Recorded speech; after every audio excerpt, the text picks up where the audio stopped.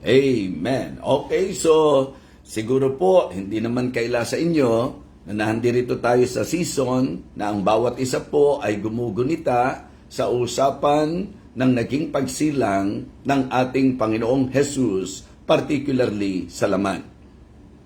Pero alam din po natin na hindi naman po talaga solido o pulido na mapapatunayan sa Bible na talagang siya'y ipinanganak sa panahong ito. In fact, medyo sa pag-aaral, parang imposible po na ito yung month ng kanyang kapanganakan. Pero sa naging tradisyon po, ito yung buwan na inaalala po ang kanyang kapanganakan. Kaya po binabanggit natin parati na napaka-posible naman talaga na mali po ang date kung ang pinag-uusapan ay kapanganakan ng ating Panginoon.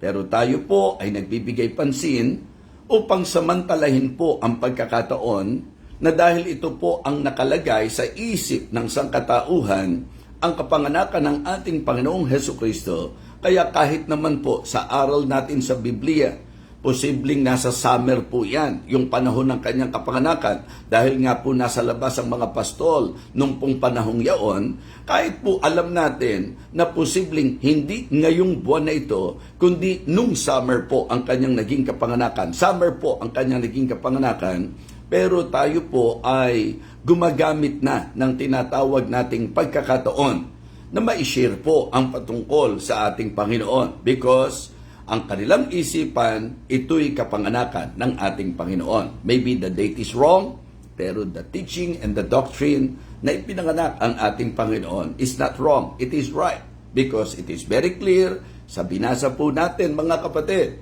Ito po ay propesiya na nagkaroon ng kaganapan at alam natin ang purpose. So this is about the prophecy na ipapanganak po siya.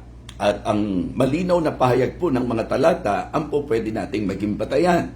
Malinaw din po, mga kapatid, yung purpose, kung bakit kailangan siyang ipanganak, kung bakit kailangan na siya po ay magkatawang tao. Ngayon po, sesentrohan natin na parang sa idea po, meron pong doctrinal side. Ang patungkol sa kapanganakan ng Panginoon. I remember sa prophecy po in the book of Isaiah, sa chapter 9 and verse number 7 or verse number 6. Isaiah chapter 9, di po ba?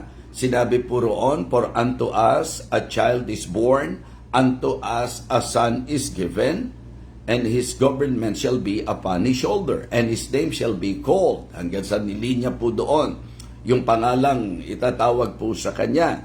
Pero gusto ko po na ang ating bigyang pansin doon, yung nasa unang bahagi po ng Isaiah chapter 9 and verse number 6.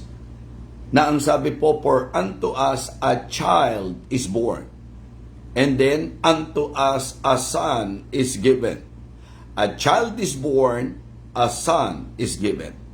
So alam natin sa John chapter 3 verse number 16, ang sabi po, for God so loved the world that He gave His only begotten Son.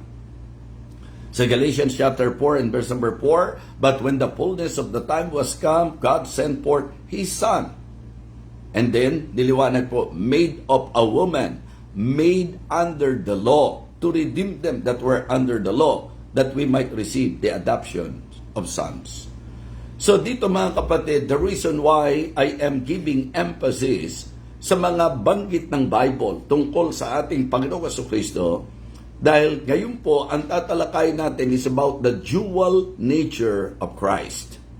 The dual nature of Christ. Ang tawag po ng mga theologians dito, hypostatic union. Ang ibig sabihin na sa isang persona, okay, siya po ay perfect God and perfect man.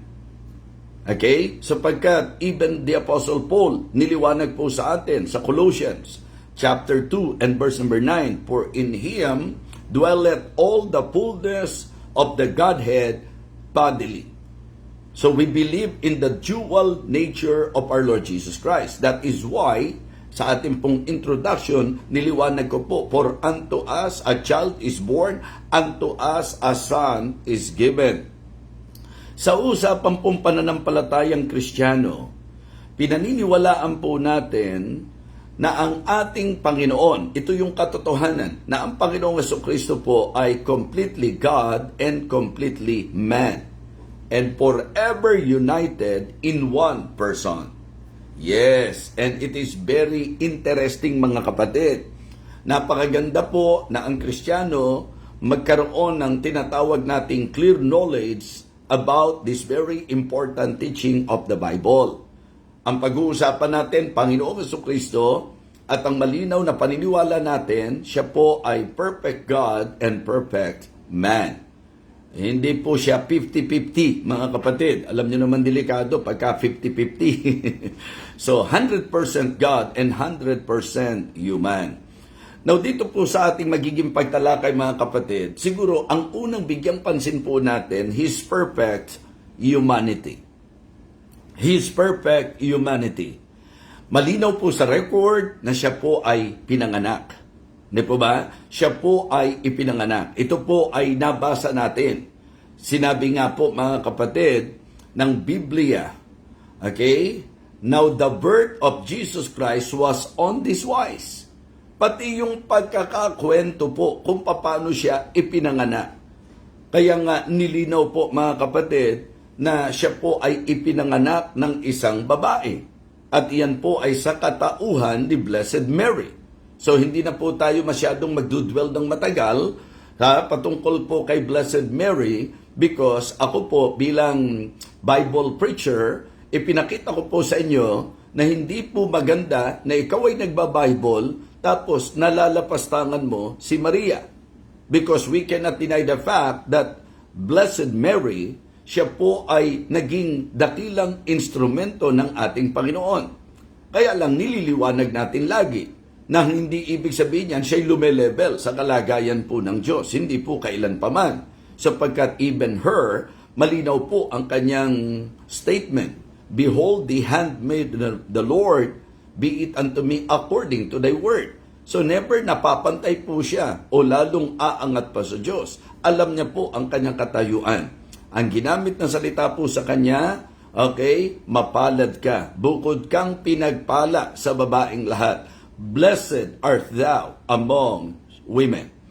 So kaya po blessed because in spite of the fact that she is unworthy, pero siya po ay pinili ng Panginoon sa pagluluwal po sa ating Panginoong Jesucristo sa katawang laman. Yes, malinaw po ito.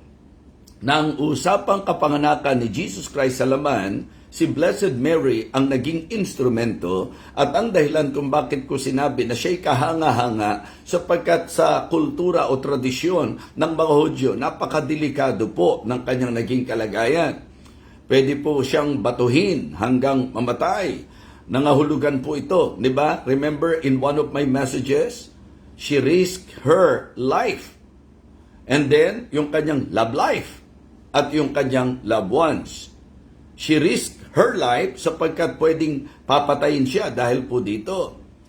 Yung kanya pong love life sapagkat malinaw kay Joseph na hindi po niya sinipingan si Mary tapos malalaman nagdadalang tao. So, delikado ang kanilang buhay pagmamahalan. At malinaw naman po dito sa binasa nating teksto that bilang tao po itong si Joseph ay nagkaroon ng kaisipan na hihiwalayan po siya. Okay? So dahil alam niya sa sarili niya na hindi po niya nasipingan si Maria. And then yung loved ones, isipin niyo na po ang iisipin ng mga mahal niya sa buhay. Sa katayuang hindi pa siya talaga nasa kalagayang may asawa, pero siya po ay buntis. So ganun po kahanga-hanga si Maria. Pero hindi po sa punto na siya po'y sasambahin, dapat to ma-appreciate natin. So balik natin sa pinakapuntos natin. Siya po ang ginamit para sa humanity ng ating Panginoong Jesucristo. Alam natin na siya po'y betrothed kay Joseph that time, pero clear and very much emphasized in the Bible, well emphasized in the Word of God, na hindi pa po sila nagsiping. Malinaw po yan sa sinabi po ng talata. Diba? Sa Matthew chapter 1 and verse number 25, ang linaw po, and knew her not till she had brought forth her firstborn son, and he called his name Jesus.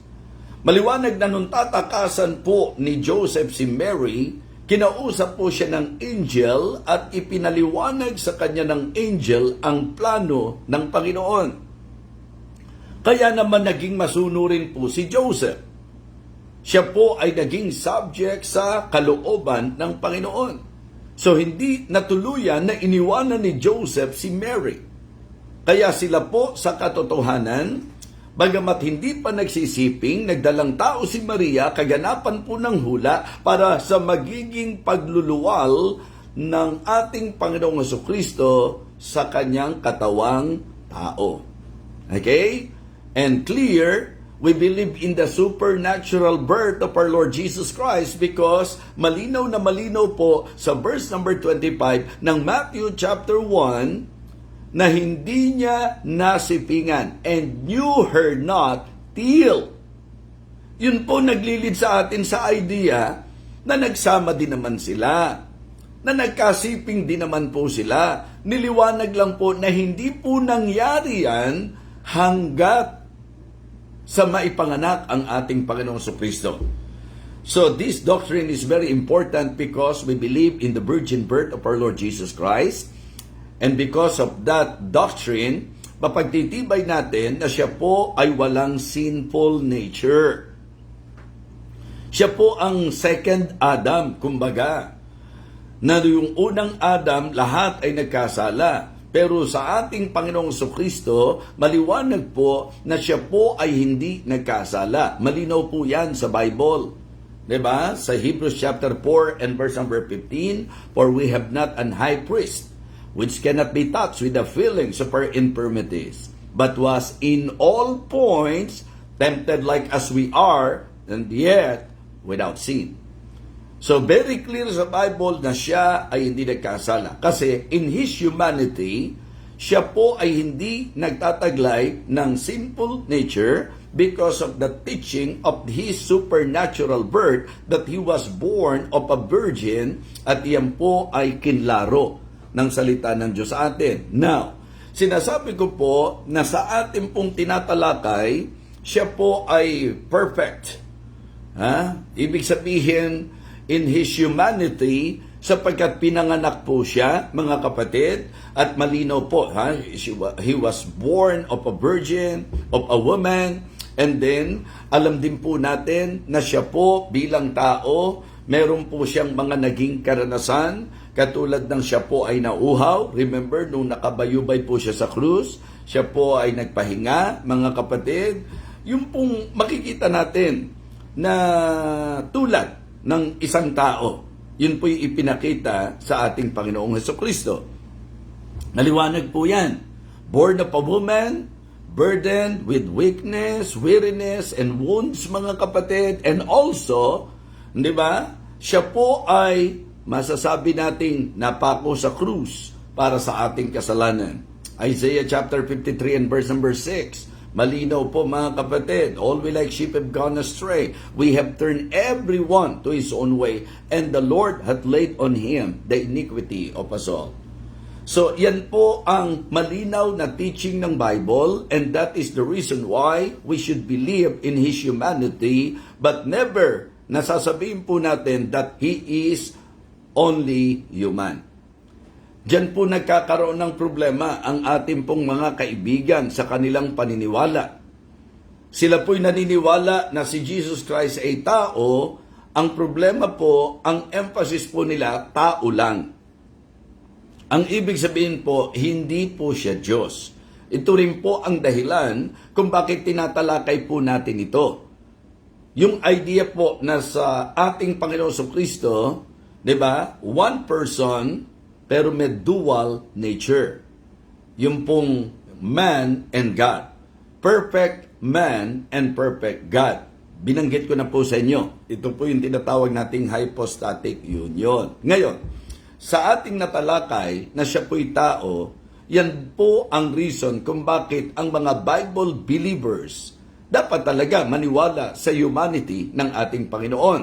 Malinaw naman po yan sa 1 Timothy chapter 3 and verse number 16. And without controversy, great is the mystery of godliness. God was manifest in the flesh.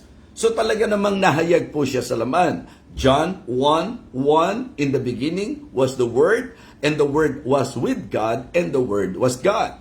In verse number 14 ng John chapter 1, and the Word was made flesh. Very specific.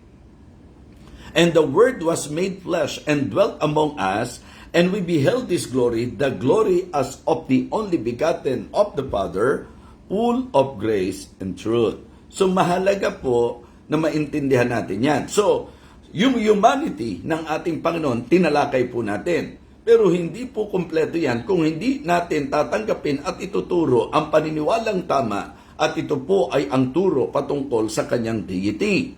Di po ba? So we believe in His pre-existence, we believe that He is powerful, and that is the reason why, mga kapatid, siya po ay pinuri at sinasamba. Pinupuri at sinasamba. Marami pong pruweba at ito po'y hindi iilang pagkakataon na akin pong naipagministeryo sa inyo, yung pong mga malinaw na pahayag ng talata ng banal na kasulatan na talagang si Jesus Christ po ay hindi lang tao, kundi siya po'y Diyos na nagkatawang tao, Diyos na nahayag sa laman. Malinaw din dapat po sa atin ang paniniwala na hindi po hinubad ni Jesus Christ, hindi dumating sa moment na nawala yung kanyang pagka-Diyos, kundi hindi lang po siya umiral sa ganung kalagayan. At yan naman po, binibigyang pansin po natin yung ginagamit din naman ng mga theologian na termino, yung kenosis. Diba? How Jesus Christ emptied Himself. Yun po yung glory ng isang Diyos. Ibig sabihin, bagamat Diyos siya, hinubad niya yung luwalhati ng isang Diyos. Hindi po iyon ang kanyang ginamit at hindi po niya pinaira, lalo na sa pagkakataong kailangan po na ang ating Panginoong Jesus ay magbigay katubusan sa kasalanan po ng sangkatauhan. Diyan naman pumapasok po yung Philippians chapter 2. Philippians chapter 2, verse number 5, ang simula po. Let this mind be in you, which was also in Christ Jesus, who being in the form of God, thought it not robbery to be equal with God. Yung palang pong statement na yan, nagpapakita na po na nagkatawang tao lang po siya, pero never na nawala po yung pagka-Diyos niya. At yan po ang isang magandang talata rin na magpapatunay na Diyos din po talaga siya. Kasi kung aalamin po natin ang context, this is about the exhortation of the Apostle Paul na dapat daw po maging humble tayo, and he used our Lord, the Lord Jesus Christ as an example, na perfect example ng humility. Bakit? Sapagkat Diyos siya, hindi niya inari na dapat panangnan ang pagkapatay niya sa Diyos, kundi hinubad niya ito, mga kapatid, nakitulad sa mga tao. So, makikita niyo po na ito'y patunay na Diyos talaga siya, pero hindi po niya pinanangnan ang kanyang pagkapantay sa Diyos, kundi hinubad niya at nag-anyong alipin na kitulad sa mga tao. Di po ba? Let this mind be in you, which was also in Christ Jesus, who being in the form of God, thought it not robbery to be equal with God, but made Himself of no reputation, and took upon Him the form of a servant, and was made in the likeness of man. Kaya imposible, ang katuroang tao lang siya. Kasi wala nang sense yung pong sinabi ng Philippians chapter 2, okay, na siya po ay nasa kalagayang Diyos, hindi niya inaring dapat panangnan ang pagkapantay niya sa Diyos. Okay? Wala na rin pong sense, mga kapatid, and the Word was made flesh. Kung talagang tao lang naman talaga siya, di po ba? Wala na rin pong kabuluhan yung pahayag na and great is the mystery of godliness, that God was manifest in the flesh. Kasi kung tao, paano pa magmamanifest sa flesh? Tao nga po siya. So, ini-establish ko po sa inyo that we need to understand the dual nature of our Lord Jesus Christ. He is perfect human. Diba? Perfectly human. His perfect humanity, now, His proven deity. Magandang bigyang pansin po natin, His proven deity, na siya po ay Diyos talaga. At pinakita po ng Bible, pinapagtibay po ng Bible, pinatunayan po ng Bible yung kanyang deity. Siguro po yung manifestation pa lang ng kanyang power, matinding-matindi na po yan. Bukod sa tinatawag nating katuruan ng kanyang pre-existence, because even prior to His manifestation in the flesh, especially in the Old Testament, maliwanag na maliwanag po. Ito yung tinatawag na Christophany. Di po ba? So kaya sabi ko, medyo doctrinal po tayo ngayon. Yung idea po, ito po yung appearances ng ating Panginoong Jesucristo prior to His manifestation in the flesh. At marami pong record, particularly in the Old Testament, na siya po ay nag-appear at talagang nagpakahayag. Yan po ay malinaw na itinuturo ng banal na kasulatan. So kaya po atin pong bibigyang pansin ang mga lagit-lagi, siguro sa iba, some sort of review. And I believe, ito pong mga sasabihin ko po sa inyo, dapat ito'y maging everyday knowledge ng mga mananampalataya to prove that Jesus Christ is really God. Kailangan po natin ang mga bagay na ito. Una, siya po ay Diyos. At siguro unahin na po natin yung patibay nung hanapin po siya ng mga wise men. Diba? Hindi po tricking sa wise men. Doon na tayo sa safe. Yung kasi ang sinabi ng Bible eh. Kaya ang dapat doon sa kanta ng si Kristo'y isilang, may mga pantas na dumalaw. Siguro po mas maganda yon. Kasi yung 3 hari, pang tradisyon po yun eh. Pagka pang Biblia po, may mga pantas na dumalaw. Okay? Nilinaw po sa atin, yung regalo, 3. Pero po yung sabihin nating 3 po sila, yan po ay medyo magandang pag-isipan pa rin, pag-aralan pa rin. But anyways, ang gusto ko pong i-point out, excuse po.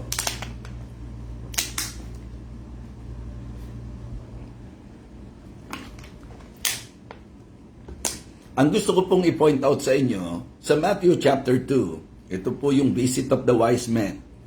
At paalala lang ha, hindi po ito yung panahong nasa sabsaban pa ang ating Panginoong Jesucristo.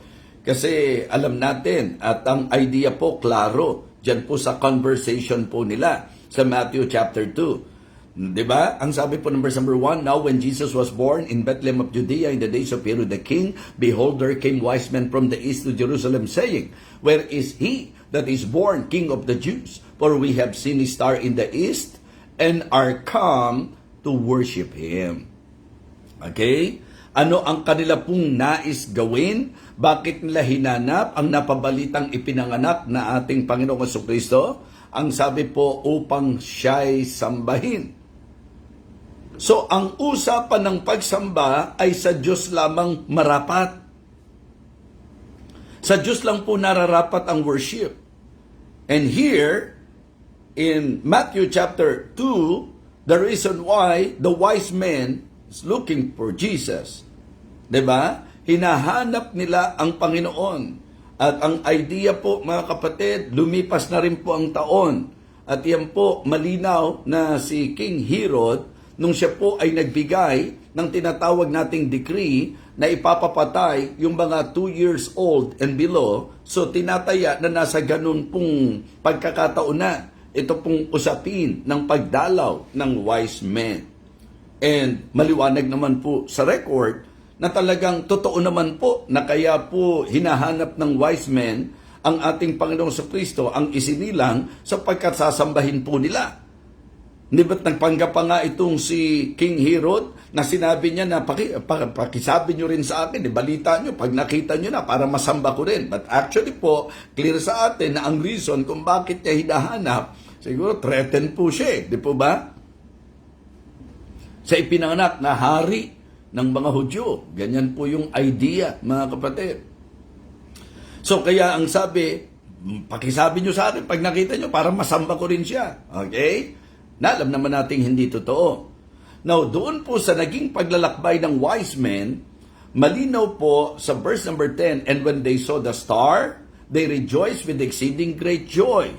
And when they were come into the house, they saw the young child with Mary his mother, and fell down and worshiped him.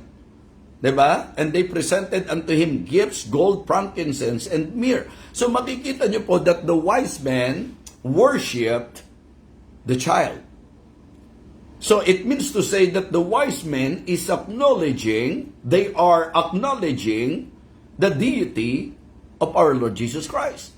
Hindi nyo rin naman nakitang sinaway po ni Mary o ni Joseph. Malinaw po mga kapatid na doon po sa pangyayari, niliwanag, nandoon po si Mary, nandoon po si Joseph. But listen, ipinakita po, and when they were come into the house, they saw the young child with Mary, his mother. Yun ang specific, na nung nakita nila, si Mary po ang binanggit. And they fell down and worshiped Him. Malinaw po, kung magiging specific po tayo, they fell down and worshiped Him. So the wise men worship the child, Jesus Christ. It means to say na talagang kinikilala nila ang pagka-Diyos ng ating Panginoong Jesucristo. Kasi yan po ang tamang doktrina. Ang pagsamba po dapat gawin lang sa ating Panginoon. At marami pong record na makikita natin na siya po ay sinamba. So, malinaw na yung wise men kinikilala na Diyos talaga ang ating Panginoong Jesucristo dahil sa kalagayang siya po'y bata pa, sila po ay naglakbay, hinanap siya upang sambahin. Kung tatanggapin natin ang turo na siya po ay hindi Diyos, mali po ang pagsamba sa Kanya. But because we believe 100% that Jesus Christ is God, tama po na sambahin po siya. And even in the statement of Mary, diba? The Blessed Mary, her statement is very clear also in Luke chapter 1. Diba? Sa Luke chapter 1, niliwanag po na ang sabi po niya, ang linaw-linaw mga kapatid, my soul that magnify the Lord, and my spirit hath rejoiced in God, my Savior. So ang idinidiin po ba dito, yung Savior lang? No. Ang sabi po niya, and my spirit hath rejoiced in God, my Savior. Ang pinapatungkulan po, yung Savior, sinabi po niya, God, my Savior. Hindi niya sinabing God and Savior. So malinaw po yan. Tama po ba? Luke chapter 1 verses 46 and 47. Ang linaw-linaw po mga kapatid. My soul that magnify the Lord, and my spirit hath rejoiced in God my Savior. Yan po ang pag-aangkin po ni Maria na ang Panginoong Jesucristo po ay kanyang Diyos na tagapagligtas. Amen? Yes. Diyan nyo rin po makikita na even her, she admitted na kailangan po niya ang tagapagligtas. Kaya inaangkin po niya si Jesus Christ na Diyos na kanyang tagapagligtas. Amen? Okay, so malinaw po yan. Sa 1 John chapter 5 and verse number 20, 1 John chapter 5 and verse number 20, malinaw din po ang sinasabi ng talata.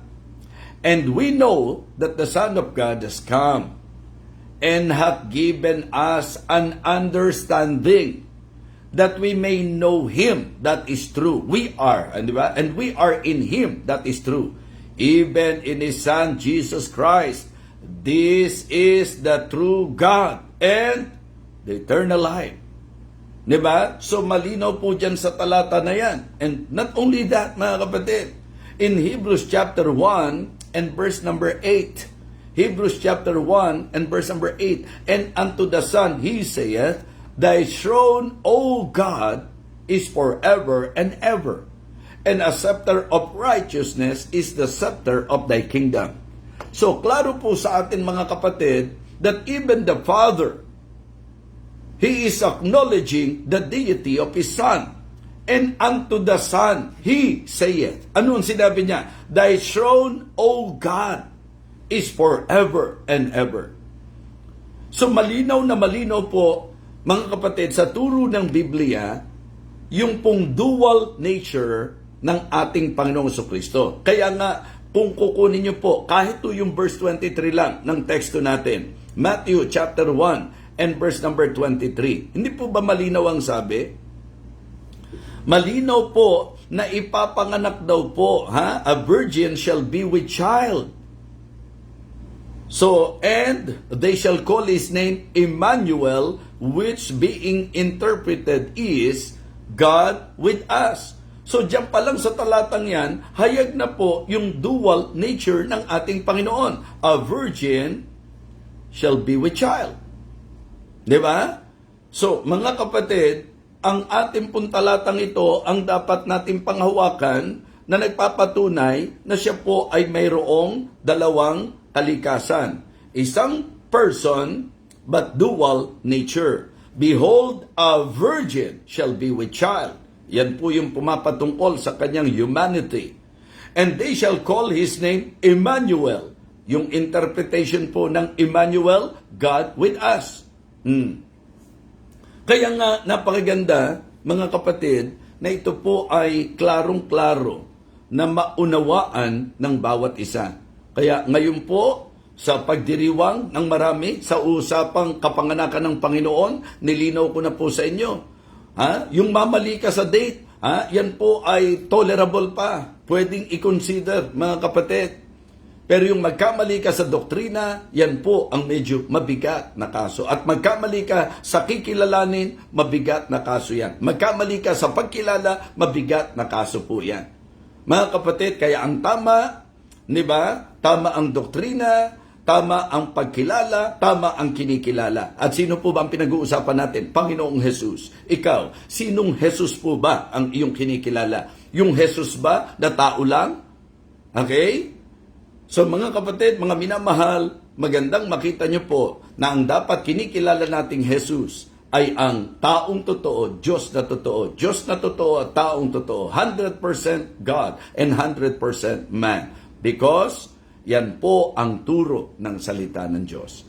Kaya ngayong umagang ito, I hope and I pray na ang bawat isa po sa atin ay nadagdagan ng kaalaman. O kung sakali man na ito po'y kaalaman na ng marami po sa atin, naway napagtibay ang ating kaalaman. Mga kapatid, mga minamahal, make sure na tama po ang Jesus Christ na kinikilala natin. Siya po ay Diyos na nahayag sa laman. Siya po ay Diyos na nagkatawang tao. Therefore, siya po ay totoong Diyos at totoong tao. Amen? Totoong Diyos at totoong tao. Nawa, sa ating pong pagdiriwang, mga kapatid, sana po ang lalong lumutang at mahayag sa atin ay ang tamang paniniwala at pagkilala sa ating Panginoong Heso Kristo.